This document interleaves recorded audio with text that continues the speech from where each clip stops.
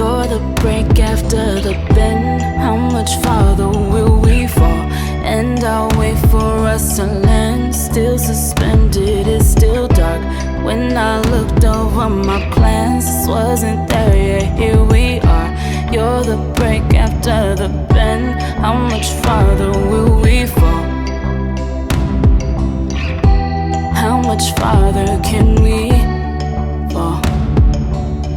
What's it gonna take? Hey y'all, welcome back to my channel. If you're new here, my name is Keema, and in this video I'm going to be sharing with you my Navy experience, everything that happened, how it started, why I joined. So I want to start off by going back to 12th grade because that's kind of where everything kind of started. So in 12th grade as a senior, for most of us, like, it's kind of stressful. You got a lot going on, you're trying to prepare yourself for college, and at that time I kind of didn't have no idea what I wanted to do. I just knew that I was so overwhelmed with school, and I was just like, after this I'm not going straight to college. Like, I can't see myself doing all of this school and being this stressed out just to go back to do more school, right? So I'm still filling out my applications. I'm still taking my Regents. I don't know about any other state, but in my state, they required us to take Regents, and we had to pass our Regents in order to, I guess, pass 12th grade. So anyway, I was dealing with a lot in 12th grade. I feel like 12th grade was like one of the hardest grades for me in general, and I was always an A/B student, and it was just a lot of pressure on me just because, like, people already expect me to do good, and I just felt like at that time, I just felt like I was over with school. And I feel like a lot of people drop out because of that specific reason. Like, it's just so much to deal with. It's the peer pressure, but I stuck it out. Thank God for my best friend, because if it wasn't for her, I don't even think I would have went to prom or graduation, because I kept telling myself, I'm not going to prom, I'm not going to graduation. I was just over school. I was over 12th grade, but I ended up going, and I'm glad I did. When I look back now, I'm like, what if I didn't go? I wouldn't be able to get that experience back. So yeah, I graduate. My boyfriend at the time was about to join the military and go off to boot camp, and my best friend already decided that she wanted to go off to college, and she was going to like a college upstate, and I was kind of stuck in between of trying to figure out what exactly I wanted to do, and I didn't know. And it was so frustrating because everybody kind of knew what they wanted to do, and everybody was like, what you gonna do, you know, what's your plans, what's your career gonna be, where you see yourself 5 years from now? And it was just like, I didn't know. I didn't have a clue. So my boyfriend started talking to me about, you know, the Navy and how it could change my life. And I'm gonna be honest, when he was talking to me about it, it was literally going in one ear and out the other, because that's not something that interests me. It's not something that I saw myself doing. I grew up as a girly girl. I was always into like fashion and dressing nice and looking cute, and just, I don't know, that's just something that I didn't see myself doing. So we kind of bumped heads with that a lot, because I ended up telling him I'm gonna eventually end up going to college and getting my degree. He was like, you know how many people go off to college and they end up working at Walmart and da da da?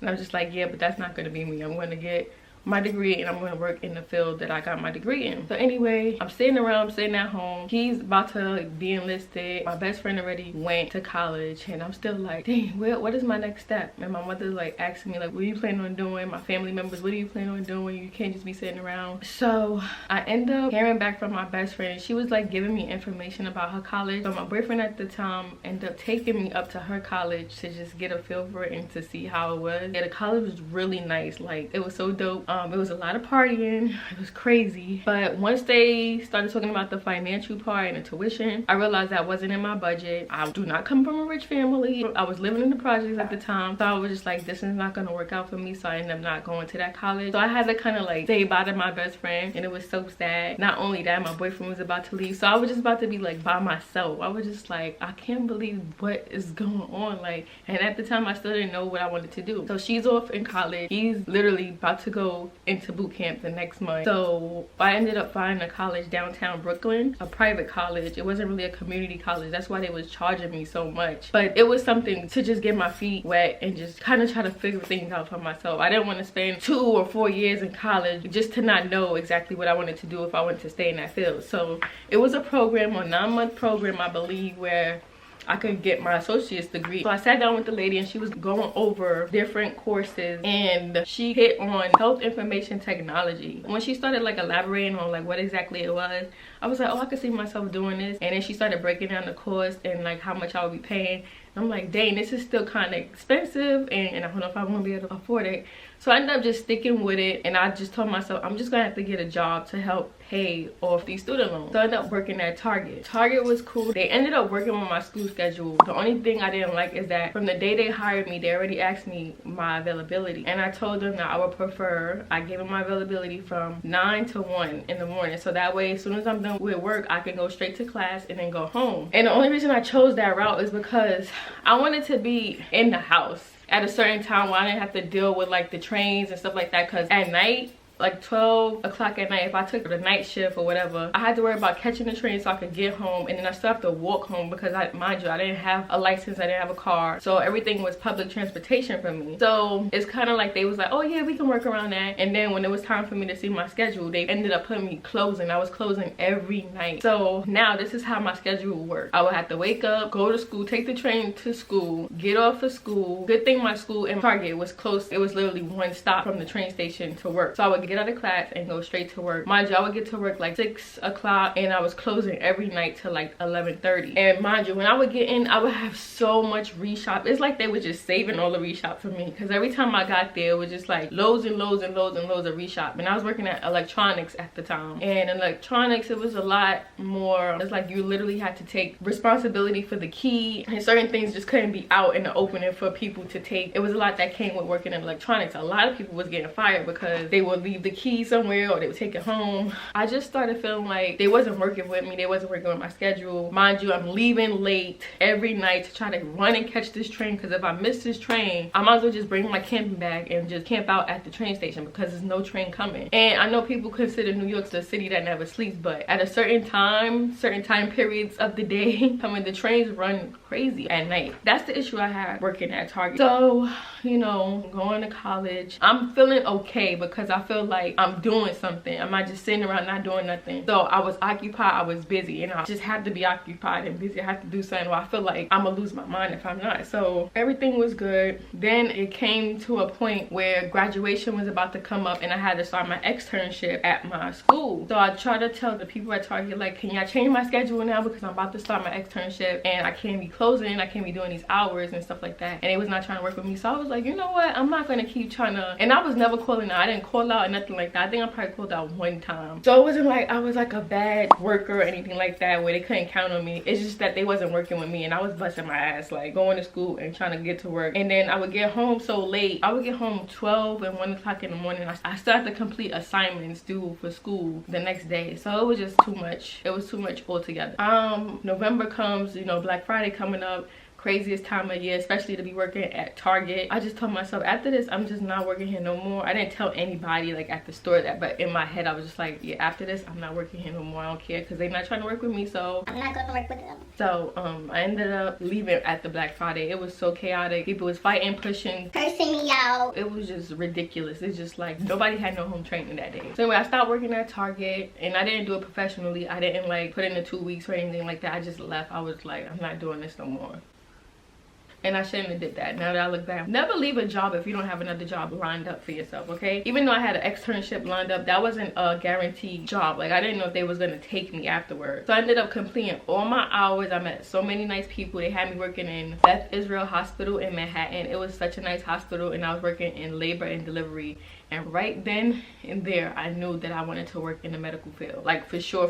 I was like, yes, this is something I see myself doing. I was so excited because I finally found my passion, my job. This is what I want to do. Now, if somebody was to come to me and ask me, like, hey, what you see yourself doing? Or, you know, what type of field you want to work in? I could tell them I want to work in the medical field. So I finally graduate. I get my associate's degree. And I'm like, boom, I got my associate's degree. Now I can work in the hospital. So the program I was set up with, they're supposed to help me find job placement after I graduate. So at first, they wasn't, and I just had to, like, you know, go back to the school and like, hey, I thought y'all supposed to help me do this. So then one lady, she was like, oh yeah, nobody was helping me. I'm like, no, nobody called me, no nothing. So she ended up sending me to different locations, like, for an interview, but none of them was where I was familiar with. Like, these interviews were far away. Like I said, I didn't have a car, so I would have to wake up extra early just for them to tell me that I was too young or I didn't have enough experience. And time again, I'm just like, how am I supposed to have experience when I just graduated? Like, y'all not making any sense. later on I found out that they wasn't supposed to use my age as an excuse not to hire me, because that's discrimination, and I didn't know that then. Yeah, I had my portfolio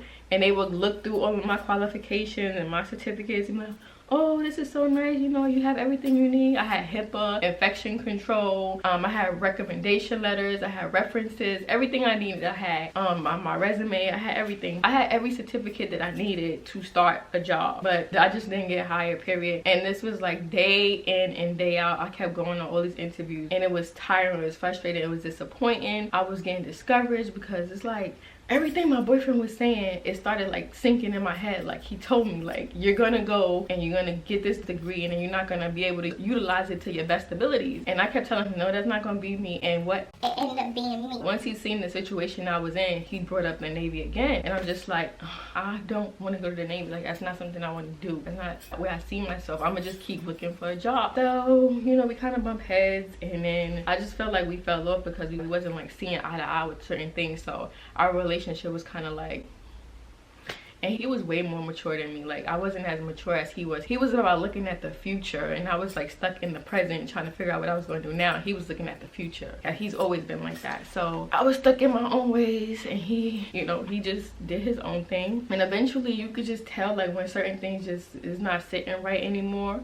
Like, things ain't the same no more. It just didn't seem the same. Like, I was barely hearing from him, he was barely hearing from me. I was still trying to figure out what I was going to do. So time is going on, and I had just came from an interview downtown Brooklyn, and who I went into? A recruiter, a Navy recruiter. And I'm like, oh. So I was about to cross the street because I see him trying to get my attention to come and, like, you know, for him to talk to me. And I was just like, whatever, I'm gonna just go over there and just listen. What I got to lose? So I ended up going over there. He was literally feeding me all the information my boyfriend was already feeding me. The only difference, he told me, he was like, you know, when they start off, they start asking you questions first, like, could you see yourself doing this? And I was just like, no, not really, whatever. I was like, I just graduated college. As soon as I said that, he like took that and ran with it. He was like, oh, you just graduated college, you could go in as an E3, you'll get paid more money, you know, we'll pay for your student loans and stuff like that. Once he said they'll pay for my student loans going in and I'll be paid a higher rate, I was sold. I was like, what? That was my main issue. Like, I need these student loans paid for. He was like, you get free Medicare, free dental. I'm just like, what? Really? Like, he was just feeding me the dream. Like, he was telling me stuff that I was just like, all right, yeah, this is it. Where do I sign? Give me the pen. Where do I sign? Let me sign now. But no, it was more to it. He wanted to know, like, was I married? Did I have any kids? Because it's so much more you have to do when you have dependents, because you have to have a family care plan to join when you have dependents. But he said I was good. I passed the easy part. That was like the hardest thing, like the paperwork of trying to figure out, you know, your family members and stuff like that. So only thing I had to worry about was telling my family.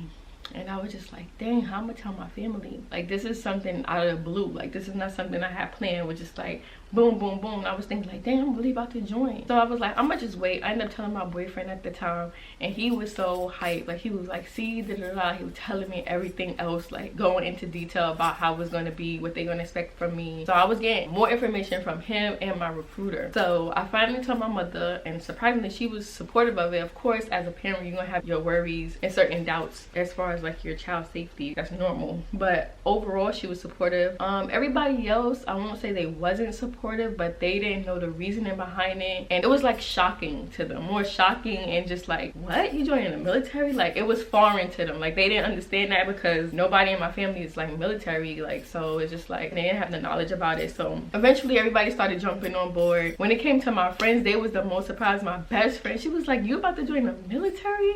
I'm like, yep, I'm about to join the military. And I was like smiling all the time about it. Every time I spoke about it, I was cheesing, I'm smiling like, who am I? Like, I didn't understand like why I was so hyped about something that I had no idea, that I told myself that I was never gonna do. I was hyped. So anyway, a lot of people was like, oh, you're gonna go to the military, you're gonna die, you're gonna go to war, blah blah blah. It was more negative than it was positive stuff that I was hearing. But speaking to my recruiter and my boyfriend, I already knew what I was getting myself into, so I was kind of like, okay. Anyway, so you know, time is going on and they trying to get me to like sign the paperwork and stuff like that, but they told me it was a hold in the process because I didn't meet the weight requirements. I was underweight. So at the time I was weighing like 98 pounds and I was supposed to be 108 to join. So I'm like, what? If it's not one thing, it's another. But I was always skinny. Like I want to put out another video of my weight gain journey, because from day one I've been skinny like my whole life. Even after I had my son, I was still skinny. I mean, I got a little plump in certain areas, but I didn't keep the weight. Like after I had him, I kind of went back to my little small frame. But yes, that's another video. I finally meet the requirements, and then it's time for me to go to boot camp. I'm like, it's getting real. I'm about to go to boot camp. My recruiter was like, yeah, you know you're gonna have to cut your hair, right? I'm like, cut my hair? He's like, they're gonna cut your hair for you. I was confused. I was like, he never told me, not even my boyfriend told me, but it's certain standards that you have to know in the military for a female. So your nails can't be a certain length. You gotta have on small earrings in your ear. You can't wear lashes. You can't wear colored hair. You can't wear, everything has to be like neutral, and it has to complement your skin tone. So my hair had to be cut. That was just like, to me, I was just like, am I about to cut my hair? It took me my whole life to grow my hair, first of all. So a girl that was there overheard me, and she was like, girl, all you gotta do is get a weave, and then, you know, when it's time for them to cut it, they'll just be cutting your weave. And I was just like, yeah, I'm gonna do that. So I ended up getting a weave, and when it was time for me to leave, I had my boyfriend's sister cut my hair into a bob, like style it into a bob, because the weave that I had was like still not in Navy standard. It was still kind of long, so she cut it into a cute little bob. Anyway, I get sent to boot camp, and as soon as I get there, it was just like boom, bam, bop. Like they started yelling, get off the bus, empty your pockets. Like I remember it being dark though. I remember it being late, and we was getting yelled at, and they was telling us to empty our pockets. But everything I had, deodorant, phone, everything, jewelry, I don't even remember. I just know everything that I had they took away, and they was yelling, and they was like telling you to move it. And like I just remember sitting on the floor. We couldn't have our back up against the bulkhead. They had to sit on the floor. We had to have our heads down and just worry about ourselves. And like they were yelling at us for no reason. Like, why are they yelling?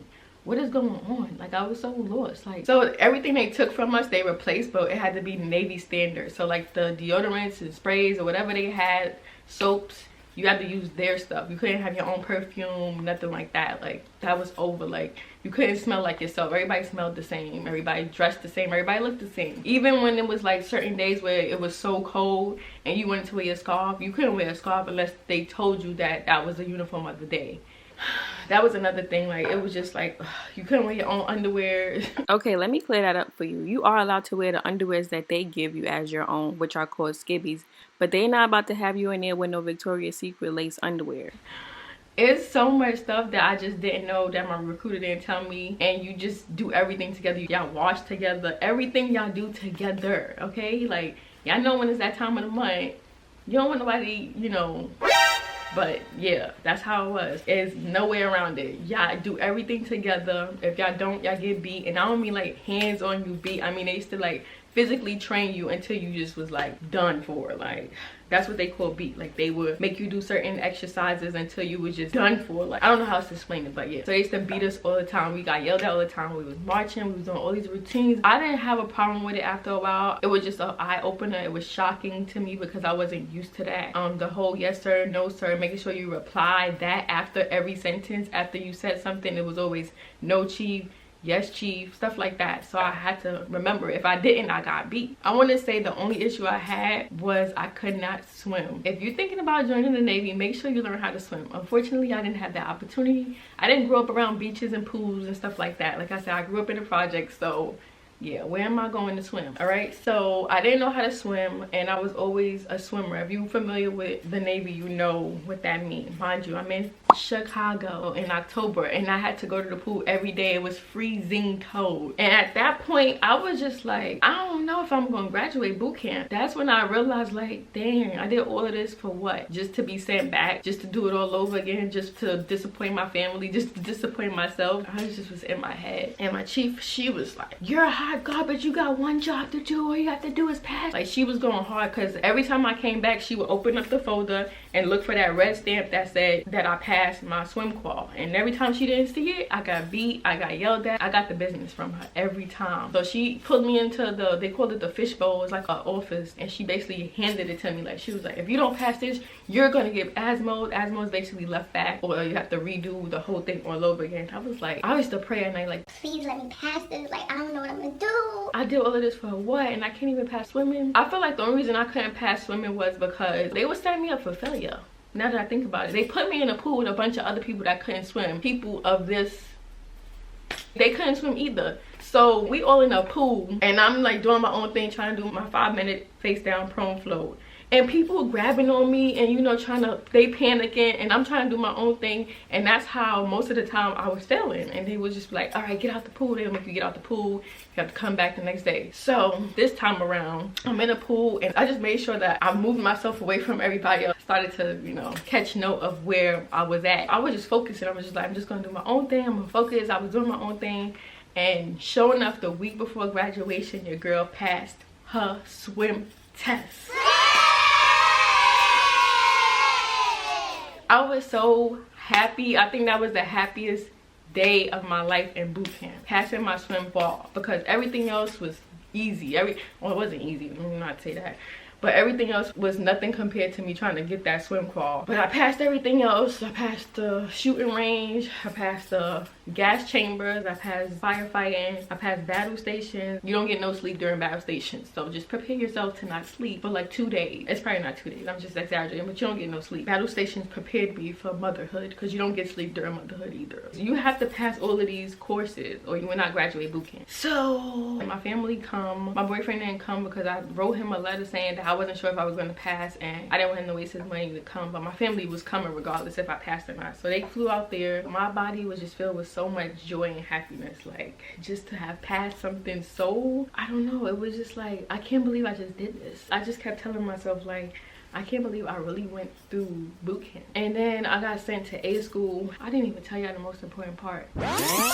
When you join the military, you have to take a ASVAB test, and that's basically where they put you according to your score. I scored the 75, so I did pretty good. They test you on like basic coordination, reading, writing, math, and they just want to see where you are, if you colorblind, stuff like that. And it was like, well, you got a 75, you qualify for these certain jobs. And I was like, well, I want to do something in the medical field, because I already told y'all that was my passion. So he's like, oh, well, they have corpsmen, but right now that's not open for females because too many females are applying for that. We're trying to give it to males. I'm just like, what? He was like, but you can go and undesignated, and then eventually you could pick that rate when you get in. So I'm like, okay, that sounds good. and then now people telling me that was bull. It was like, I don't know why you was told that, but you could definitely went in as a corpsman or whatever, and it's not as easy to cross over from an airman to a seaman. And I didn't know that at the time. I didn't even know the difference, but yeah, it was a lot that I had to go through. So anyway, since I was undesignated, which means I didn't have a specific job, I was only in A school for about a week or two. Most people who have a rate, they're in A school to learn their job for like months, so they're in there longer. So anyway, like I said, I graduate in December. I get to A school in January, and then, you know, people was taking leave. I didn't accumulate much leave because I just had joined, so I didn't have much leave or whatever. I just wanted to sleep. I spent most of my days in Florida. I got sent to Florida sleeping, but then I get sent to my very first ship. They was like, yeah, you about to go to the fleet. I'm like, cool. I had put in to go to the West Coast because I'm already from the East Coast and I wanted to see something different, and I wanted to be like away from the East Coast. So my ship was going to be the Ronald Reagan, which was stationed in San Diego, but at the time it was in dry dock in Washington State. And I'm just like, Washington State? So they was like, yeah, you're going to Washington. I was just like, When I got there, it was just so rainy and it was just drizzling, and just the mood was just like, what? I was just picturing the West Coast like sunny and like, you know, hot and warm. It was like cold and rainy. Coming from hot Florida to rainy, cloudy, gloomy Washington was not cool. So I get there, and you know, it was me and a couple of people that just finished A school. We got there and we was the new people, so they sent me to a division called G3. I didn't know what division that was, but it was the ordnance division at the time. So everybody's coming to like meet the new people and try to see who the new people are. And I'm looking at this big ass ship. It was so big, and just like, this is what I'm gonna be living on, this is what I'm gonna be doing. I wasn't prepared for that at all. Like, the ship is huge. So I got this big ass suitcase, and they laughing at me because my mother had sent me all my clothes to A school. So you go in different stages where you get to start wearing your civilian clothes, and at the time I had met the criteria or whatever you want to call it to start wearing my civilian clothes. So I was like, Mom, can you send me all my stuff so I don't have to go shopping out here? Like, I don't want to spend my money. That was dumb of me. She sent me all my clothes. So I had this suitcase of clothes, and thank God that they had like a gear locker, but it was like far back where they put everybody like stuff that you didn't really need. So I just had my sea bag, which was already heavy on its own with all my military stuff, and then I had this gigantic suitcase of clothes, shoes, jewelry stuff. I had a lot of shoes and clothes and stuff. So girly girl. So they don't put them in the gear locker, and I didn't see my clothes for a long time. So I had a couple of people come up to me and just kind of like look just to see like who I was, whatever. Nobody really said nothing, but this one guy came up to me and he like was bold to tap me, and like, I don't know if he introduced himself, but it was kind of like an introduction, and I was just like, hi. And I felt like he wanted more, like he was trying to get more out of me, like he wanted to get a conversation going. I just kind of like put my head back down and kind of like finished filling out the paperwork I had to fill out, and then he left. I'm just like, dang, why he all up in my business? And he wasn't even in my business. I just had this New York mentality, like, why you talking to me? I ain't say nothing to you. So anyway, I just stayed with the people that I came there with. It was like 3 girls that I came there with and 2 guys that I came there with, and we all just stuck together. So anytime we would go out, I would always be with them, and we would just be chilling. So time is going, I'm getting adjusted to the ship life. I'm calling my boyfriend. I was trying to text him, let him know like how it was and stuff, but I really wasn't hearing back from him. And then, but just before I came to the West Coast, he had a situation that he told me about, and it was up to me to figure out whether I wanted to continue the relationship with him or kind of just go my own way. And I decided to stay in a relationship with him because I was just like, you know, people go through certain things in life, and it's either you're going to stick it out with them, you can't always just leave. So I was like, I'm just going to stick it out. So I stuck it out, and then 2 months in,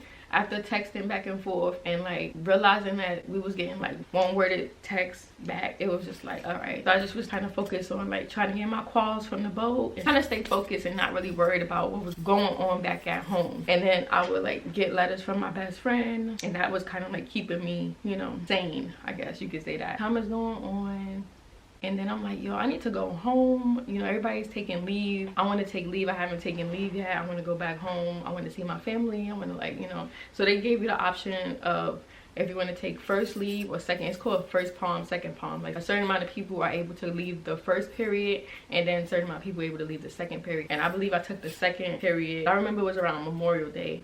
And I hit up my boyfriend like, yeah, I'm coming home, da-da-da. You know, he hit me up, he like, just let me know when you come in so I could come pick you up or whatever. So I get out there and I see my best friend, we hang, we talk, we catch up, and then finally meet up with him.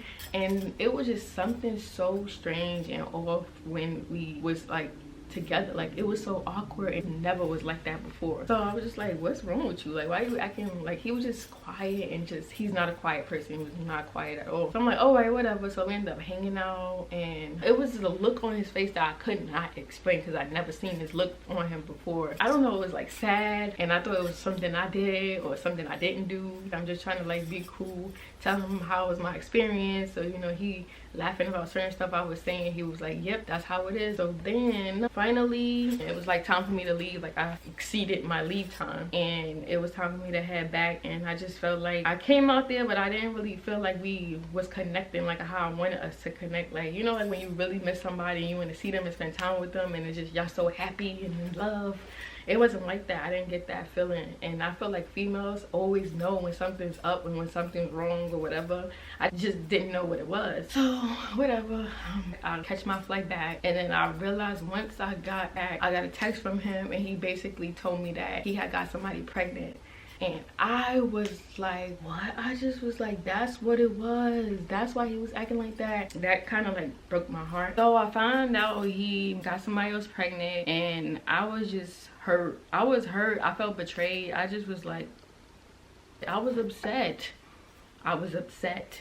So I didn't want to speak to him. I was like, don't call me. Don't say nothing to me. Don't text me. No nothing. Like, I don't want to talk to you no more.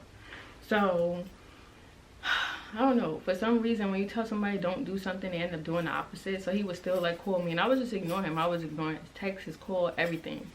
And I just wasn't speaking to him. So I'm like, all right, whatever. I was so hurt. I was so hurt. Like, it was all making sense like the whole time, like through boot camp, through A school, when I got to the ship. Like, I was barely hearing from him, and then when I was hearing from him, it was always like, a one worded text or something. Like, it wasn't the way it used to be. Like, when we first started talking, we used to do everything together. I remember when he didn't even have a car at the time, and he would ride me on the back of his bike to his house. Like, we had so much fun together. Like, it was never a dull moment with him. So that's why when I finally did come back from the ship and I seen him and that spark that we used to have wasn't there, I knew something was wrong. I just didn't know what it was. So anyway, I just couldn't believe it. We started talking when I was 16. He was 18 at the time. It's always in the beginning, everything is so fun and just, you know, the best. And, you know, you get to know somebody and then things just start going downhill. I feel like when you're in a long distance relationship, that's when you have to like really be the strongest, because you're not seeing each other. It's like you're not really communicating as much. So y'all gotta kind of keep things intact. And I felt like we fell off because of that. Him going to boot camp and then me going to boot camp and then me being away and then him being away.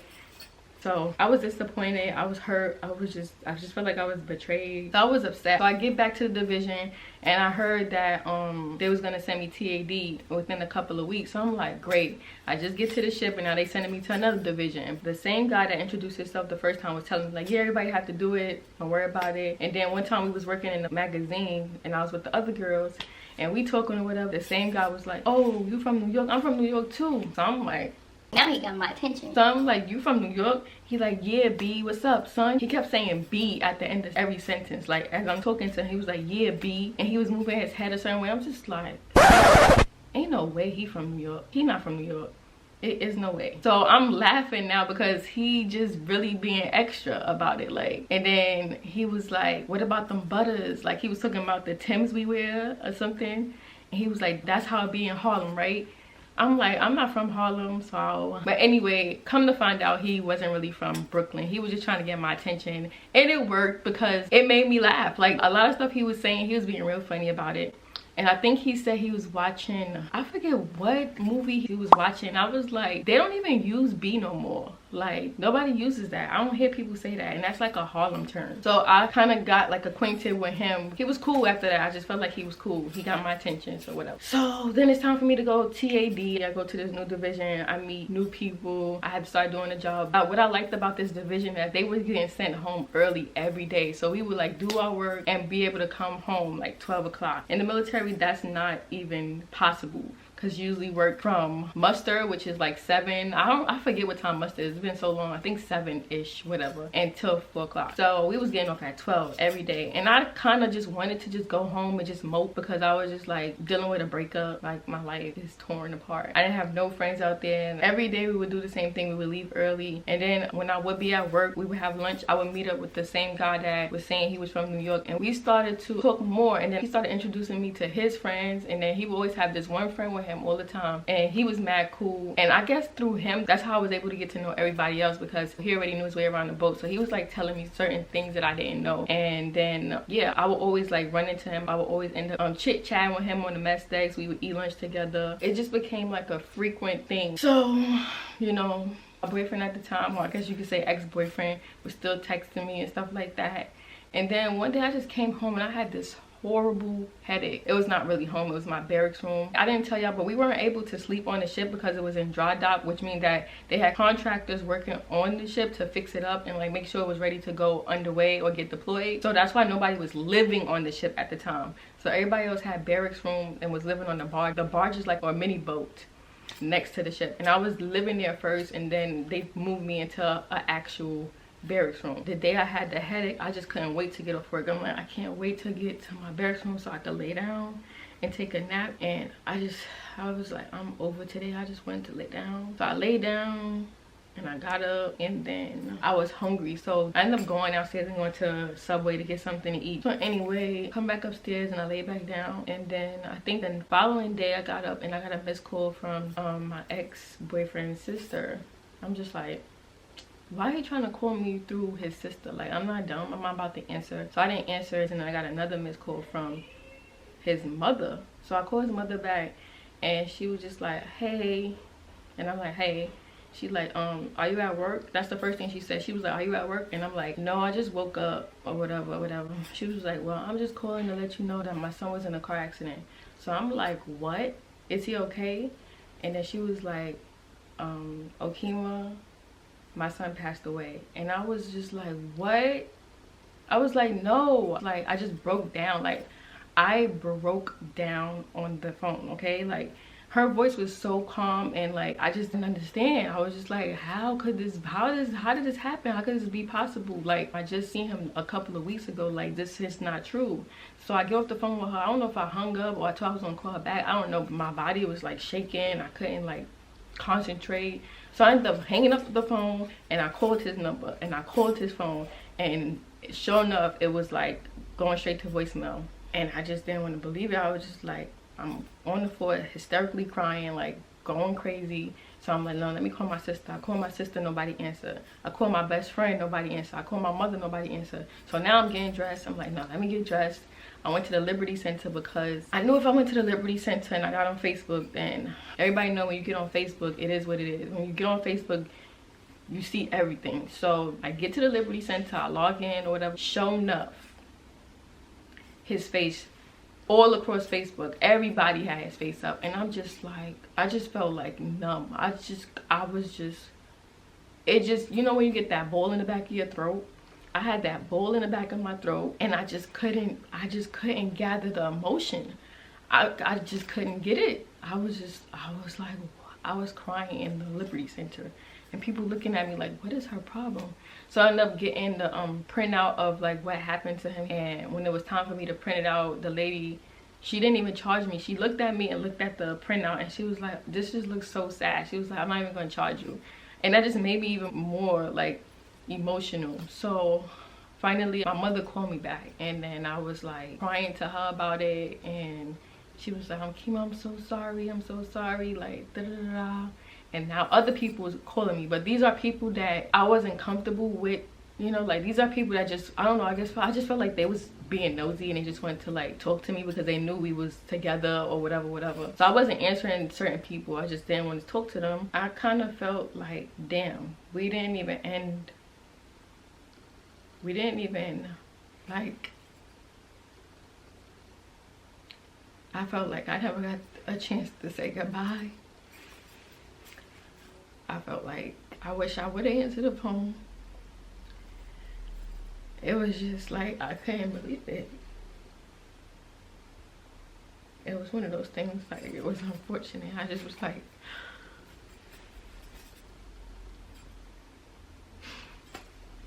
I really regretted not like answering the phone. Like, what if I would have answered the phone? What if I would have been able to say,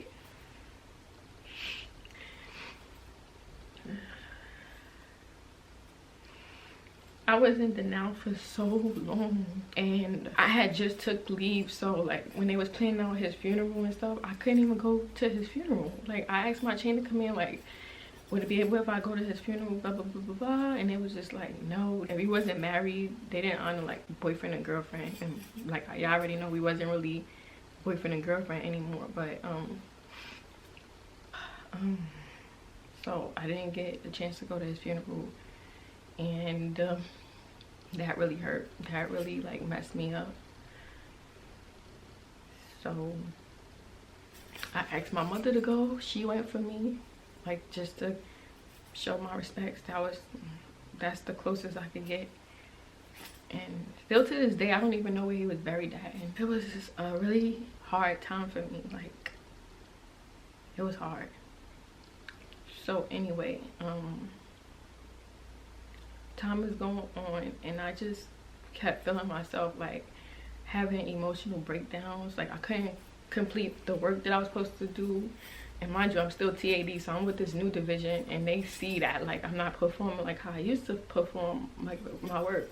So my first class put me to the side, and she's like, hey, what's going on? So I told her like my situation, like I just lost somebody. I just lost my boyfriend. I kept saying boyfriend even though we wasn't really like we kind of had a breakup, but I just told her my boyfriend. I had lost my boyfriend. Like, she advised me to go talk to the chapel. So I went to the chapel, and he like prayed with me and like told me like just prepare for better days and stuff like that, like just trying to like make me feel better. And it did kind of help, but it just didn't feel in that peace. I felt like a part of me had left when he left, if that makes sense. Like, I just felt like I was just incomplete. I just couldn't believe it. I was like frustrated, I was like angry, I was hurt, I was devastated. I was just like, this cannot be happening. Every day I woke up, I was wishing that it was a dream, but I just knew like it wasn't. And the fact that his mother called me and told me,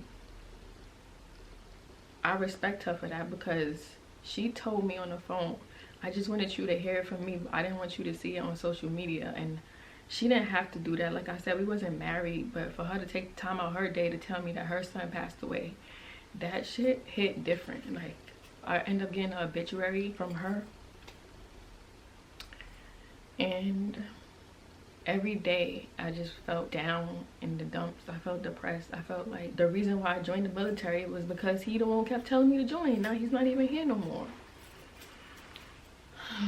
I didn't have no closure for a very, very, very long time. I felt like every day I was sad, every day I was crying, every day I just felt like it was my fault, even though it didn't really have nothing to do with me. I didn't have any control, but I just kept thinking, like, what if I would have answered that phone? What if I would have, like, what if he wanted to tell me something? What if it was like something leading to, you know, it was just so many thoughts going in my head. So I just kept blaming myself.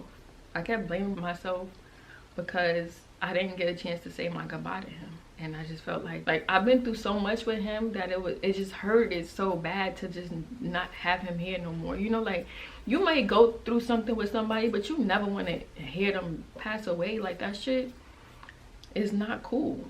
Regardless of what we was going through, regardless of everything, I would never wish any type of death on nobody, not even on my worst enemy. Like, once you die, ain't no coming back. Like, and that was the reality. Like, he wasn't coming back. Then it just started getting even worse. Like, I started hearing stuff from his baby mother. She was coming at me sideways, and I was going back and forth with her, and it was just a whole baby mama drama thing. Like, it was so bad. That's the first time I ever was introduced to what baby mama drama was. It was so bad. It was so bad. He wasn't even here to defend himself or nothing. It was a mess. I was depressed for like months and months and months. And then, oh, finally I had enough days to take leave. So I was like, you know what, I'm gonna go home. I'm going to his house. I had to see for myself. Like, I just wanted to see for myself. So I was like, the first thing I'm gonna do when I get home, I'm going straight to his house. So that's what I did. When I got there, I went straight to his house, and I could just feel like it was like a coldness, like, not literally cold, but you know, like, it wasn't like, first of all, when I used to go to his house, it was always like, his house was like kind of like the party house. Like, it was always a good time. It was like fun, amped, everybody was like live, lit. It was just a good time. And when I tell you, when I went through that door and it was just so like dim and just dark and sad and sorrow all over the place, I was just like, nah, this can't be it. And the fact that I didn't see his car there just told me, like, yeah, this is the reality. Like, he's really not here no more. And I just felt like him being gone kind of like separated me from his family, because now that he was gone, it was like, it really was no reason for me to come around. Like, especially since we didn't have any kids together and stuff like that. I just felt like they needed their time to grieve and deal with, you know, their loss their way, and they wanted to like be more close to like his legacy and what he left behind. So I just kind of just was like, all right, this is my cue to just, you know, move on. Like, as bad as I didn't want to, I kind of felt like as time went on, I just felt like I was nothing no more to them. Like, I didn't serve any purpose. Like, who are you? You know, kind of that's how I felt. So I just kind of like went my own way and took it as it was. It was like, it is what it is. Like, I still was hurt even after everything. I was so hurt. I was hurt for so many reasons. Like, I couldn't believe it. I could not believe what I was hearing. And then what really bothered me is that so many people that he didn't even rock with was posting him, having his, like, you know, like saying certain stuff and posting certain stuff. And I'm just like, he didn't even rock with y'all. He didn't even, like, certain people that was posting him owed him money. Like, what? It always happened when somebody passed away. You start seeing everybody want to post you, everybody want to like brag about you. And I just felt like it wasn't coming from a genuine place. You know, certain people I just already knew, like, what are you even posting him for? You didn't even talk to him like that on a day-to-day basis. So I was like aggy. I was just mad at a lot of people. I was really mad. I was just like, I think I deactivated my Facebook and a lot of my other social media because I couldn't take it. I really could not take the fakeness. I couldn't take seeing his face up there. I couldn't take the reality that he was really gone. I was over it. I was just like, nah, this cannot be life. Every day just felt like my heart was just like, I was having a heartache, and I just prayed that something better would come out of the situation. Like, I just prayed for better days, like, to get out of the depression. what made it worse is that the weather was gloomy and depressing. And if you do your research, Washington is one of the #1 or highest rate states for suicide. Not saying I was suicidal or nothing like that, but I'm just saying like it's so depressing out there on its own.